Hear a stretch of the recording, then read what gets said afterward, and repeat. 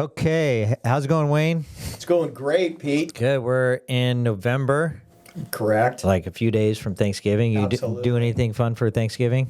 Yeah, gonna cook and just Nice. relax. And, We're hosting this year too. oh yeah, it's gonna be madness. Yeah, it's gonna be Should fun. Great. A lot of food. A lot of food and family. So Wayne, we're gonna do our monthly update for the month of October Yeah, with our real home estate buys, update. real estate. Yep, we got Wayne Martin here from Real Estate One. Right. He's been a broker here for a long, long time, over Yeah. 20 years, and knows the market like very, very good. Yep. And I'm excited to dive into what we got for October. All right, Pete.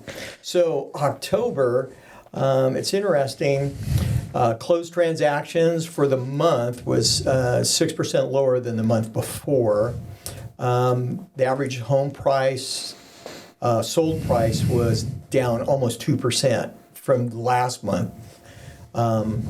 Average days on market is 76 days on the market, which is actually pretty quick. Yeah, so what does that mean? Days on the market, that's basically... From listing to close. So as soon as a home comes on the market, the average is about 76 days before 76 days. before it closes or before it goes into contract. Before it closes. Wow. Yeah. That is pretty quick. So it goes pretty quick if it's Priced right. Priced right. Yeah. And it's 3.7 months of inventory, which usually is an indicator that it would be a seller's market, but in fact that is not the case. Why is that? Well, because there's such limited inventory, and with the interest rates where they're at today, there's a little bit of sticker shock from interest rates of years ago that people remember. Yeah. So, so that's adjusted at. So, but if we look at the market statistics for year to date, it's kind of interesting. We're about 13% below what we were last year. But at the same time, the average year-to-date sold price is up almost 6%. And new listings, we're getting more new listings coming on. We're about 5% more than what we had last year, which is a good thing. And the average for the overall market has been 86 days. Year to date for the year. For the year to date, yeah. Yeah, exactly. So what I heard you say, year to date, the number of homes that have sold is down about 13%. Correct. Why do you think it's down 13% from last year? I think a lot of it had to do with the election, honestly, because a lot of us were like, who's going to be in office, or, A lot of uncertainty. A lot of uncertainty, and so people are just kind of waiting and waiting. Yeah. I know that just a couple of weeks ago, all of a sudden, we put 3 in escrow, like in 3 Wow. days. But they all voted. Right after the election. No, before the election, but they voted. Oh. And so for some reason, that triggered the event of putting more people in the market. I see. So Wow. that was great for us, at least. Yeah. No, that's good. Yeah, I know a lot of people have been waiting kind of on the we're waiting on the sidelines.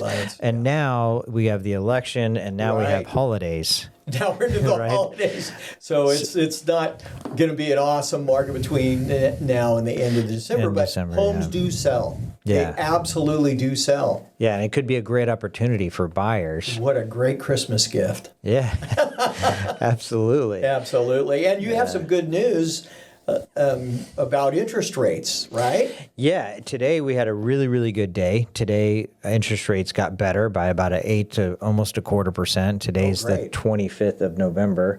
And I think the big thing there was just the reason why interest rates got better today was the markets, for some reason, liked the pick for the Treasury, for the Treasury Secretary. And who is a Treasury Secretary? Treasury Secretary is who creates the budget for the Treasury, for the money supply, and for the Treasury of the U.S. government. U.S. government. And Janet Yellen is currently in office, and the president picks who the Treasury is.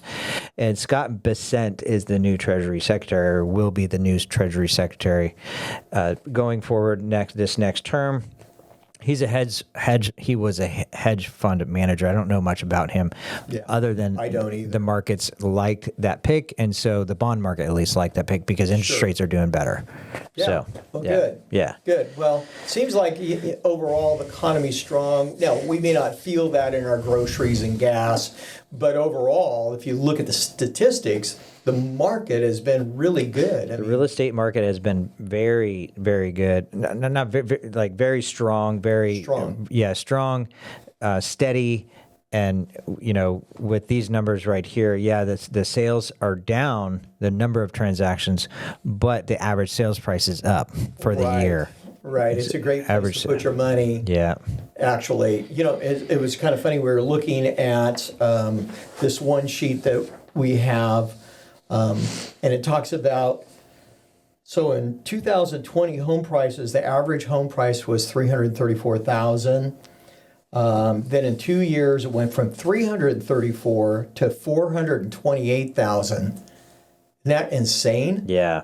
And then in 2023, it dipped a little bit by about $8,000. Yeah. And now it actually is higher than 2022. Yeah, so October, even with higher interest rates. Wow. So it's now 430,000 as the average, which is pretty amazing. Yeah, and why do you think that is, that the average sales price has been going up this year? So we started the year, the average sales price at $424,000, according to this report, and this is done by one of the local appraisers here in town, right? Yeah.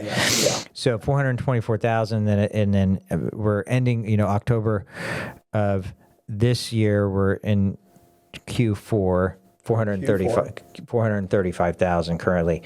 So why do you think the home prices continue to go up with these higher interest rates? Absolutely, lack of inventory. Yeah. Again, there's a big story behind that, which started years ago with the car fires and fires in Paradise and all that, taking a lot of inventory out.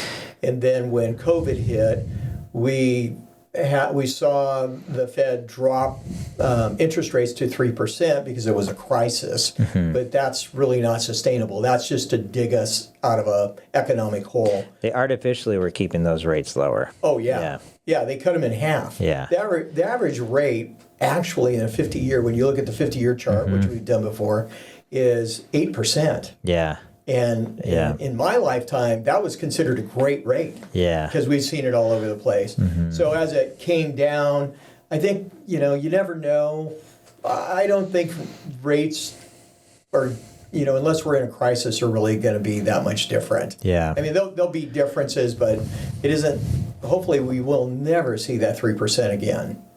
Yeah, I don't think that we will. It's not good for the economy. I don't think that we will. I don't think it's good either. I think that we'll stick around the 6-7%. Maybe it'll dip down to maybe in the fives. High fives. High to mid fives. And with the interest rates, it's not necessarily determination of what home values do. Right. Because obviously not. Yeah, we're looking at this. Home prices continue to go up, month over month and year over year at a steady pace, and it's not crazy like it was in 2020. No. But yeah, that makes sense with the lack of inventory. Do you think that the lack of inventory will change anytime soon? No, absolutely not. Yeah. There's a number of reasons for that, especially in the Reading area, which is really what we're talking about, Shasta County, Reading area. And the reason is there's not a lot of new construction to really fuel new housing, but even that is really expensive compared to if you're looking at, if we were to take a look at our statistics here, there's high volume between 250 and 300, 300 and 350, and 350 to 400. There's a huge amount of action there, and not a lot of inventory. A lot of demand. Between 250 to 350, 400. Right. Yeah. So when we saw interest rates go to 3%, it was refi madness, right? Oh, yeah. A lot of people refinanced. Everybody refinanced that needed a loan and could do it. And so those people that are in those loans, they're not selling. Yeah, why would they? Why would they? Yeah, why would they sell? Even if the house doesn't fit them, they're not selling. Yeah. And so that's that's- why there's a lack of inventory. We need them to sell for home prices to come down. Yeah. That's what we need. I But don't that's see not going to that happen. happening anytime Yeah, there's soon. no reason why they would sell and get rid of that low interest rate, low payment. Yeah, but the thing about it is I've been doing this pretty much all my life. I've been in real estate, third generation, all that.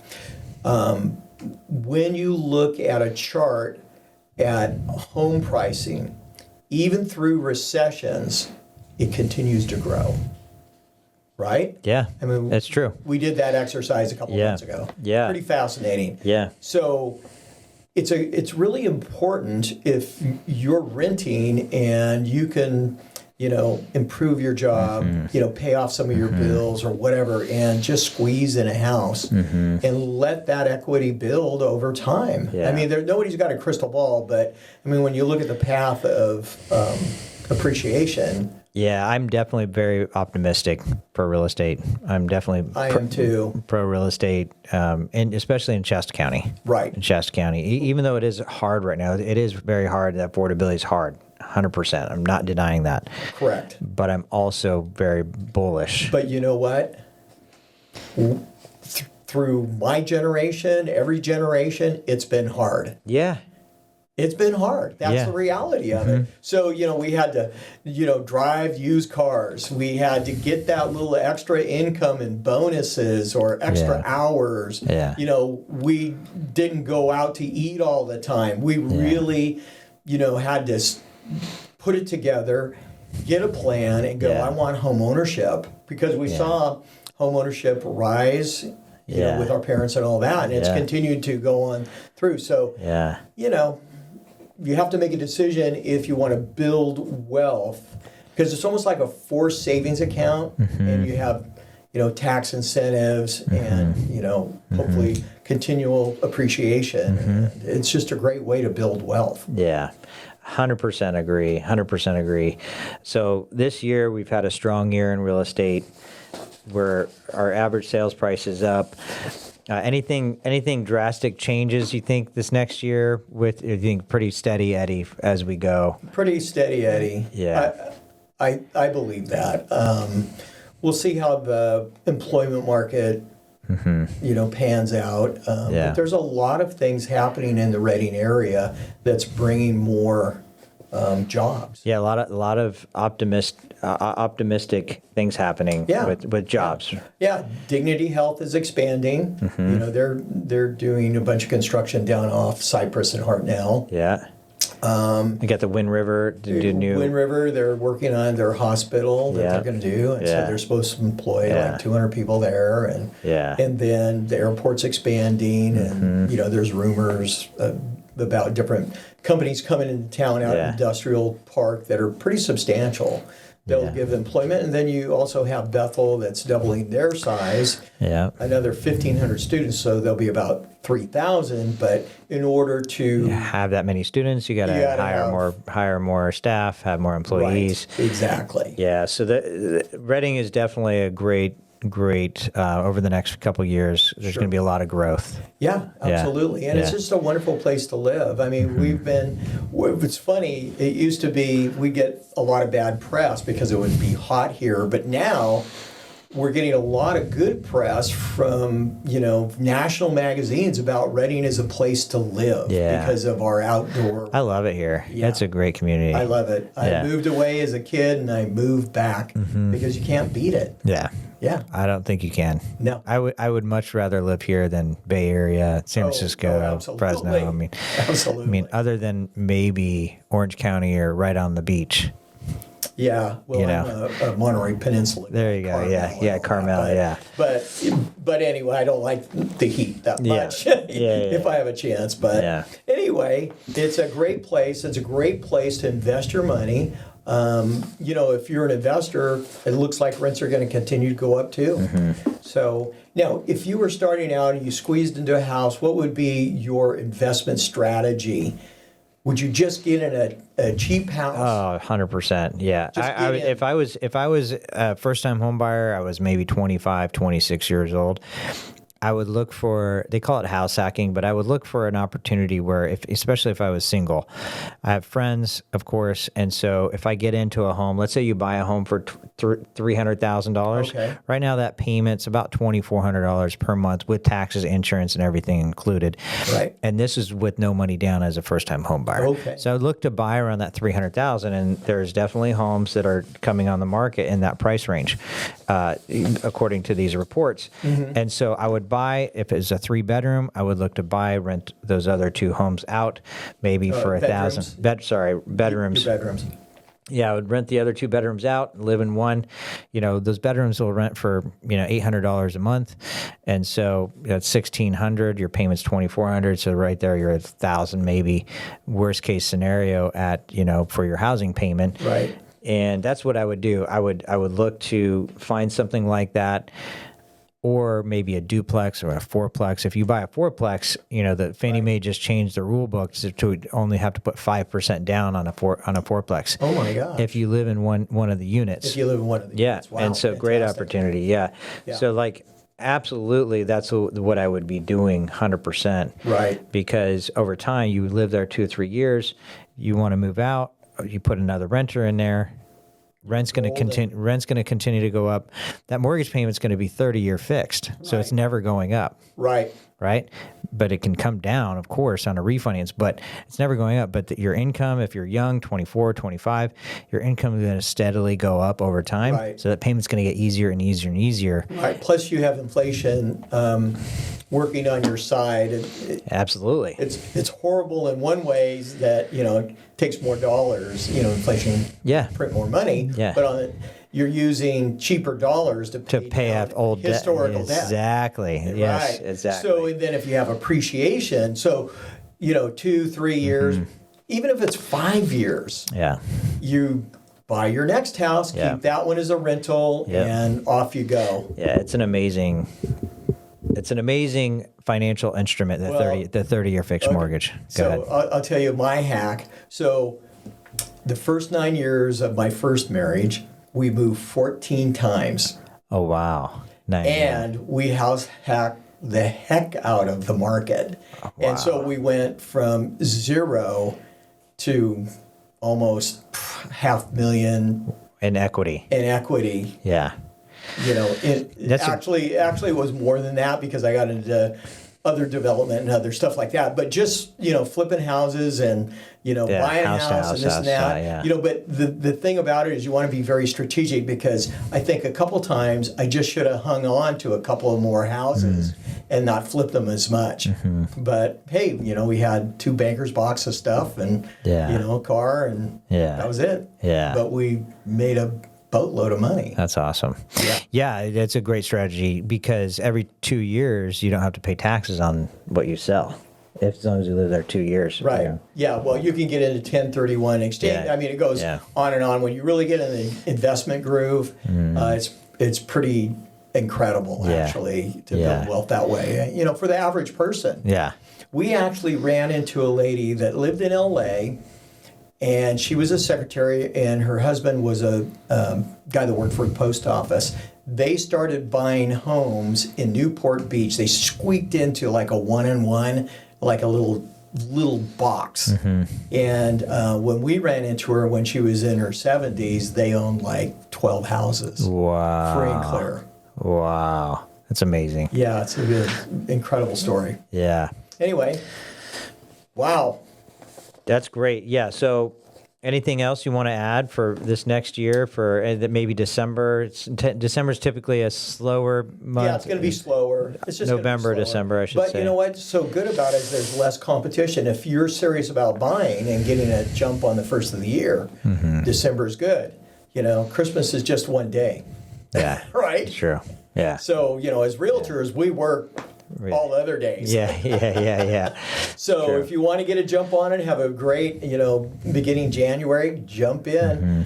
get a hold of Pete, get pre-qualified, and we'll rock and roll and see what we can find for you. Yeah. The perfect house. So I got an excited update. Okay. So on my website I have live interest rates now.